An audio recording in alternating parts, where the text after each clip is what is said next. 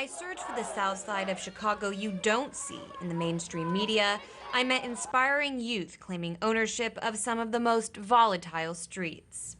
This is the Little Village neighborhood on the south side of Chicago, one of the most dangerous in the entire city.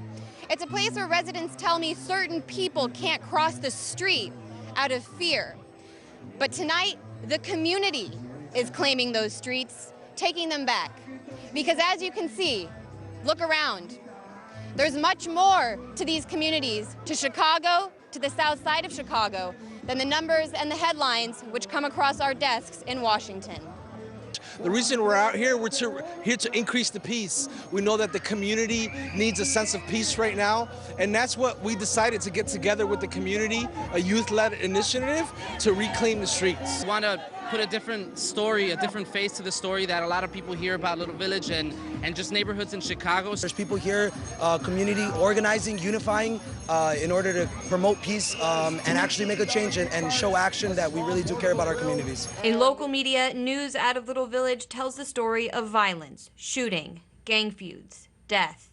And while according to the Chicago Tribune's most updated statistics, violent crime around the community is up 20% from this time last year, the wider struggle of the people here is often overlooked. I was born and raised here. I understand. I grew up with the struggles of, hearing gunshots, confusing with them with fireworks, and wondering if another life was taken. And I think it's time that our youth are given the voice and attention that this is our streets. We're reclaiming the peace and remembering that we are one neighborhood that will stand together. Here in Little Village, we do receive a bad portrayal of what, that it's all violence. And what's awesome is that being born and raised here, you really do see the richness of the culture, the richness of the families. And I'm glad you guys are here to show some of it. We're the ones who live here. We can't allow people who have not once stepped foot into our neighborhood and lived a day in their lives of our struggles. And we just want to reclaim it and let everyone know we are leaders in this community and we are fighting to do whatever we can to keep it together. You saw so much economic investment downtown and not to the community.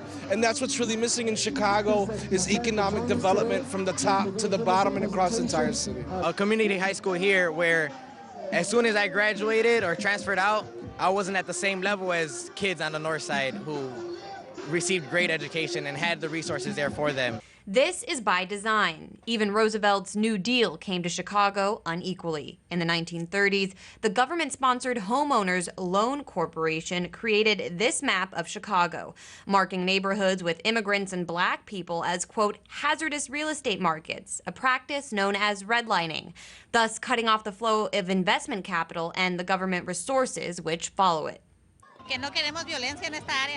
Just for the fact that we live here in Little Village, they already generalize us all and judge that we are all violent, and all children from here are involved with gangs. There's a lot of violence, but they're very nice people. It's like a family. It's a very united people. I am a responsible child. Like Chicago just needs to be seen better, and the media needs to look for students like me and other students who are out there working hard for their lives and working hard to make their mothers proud. The youth here are camping out overnight in Little Village and will camp out in other high-crime areas throughout the city every Friday night this summer. Their presence will keep the peace, and they deserve your attention.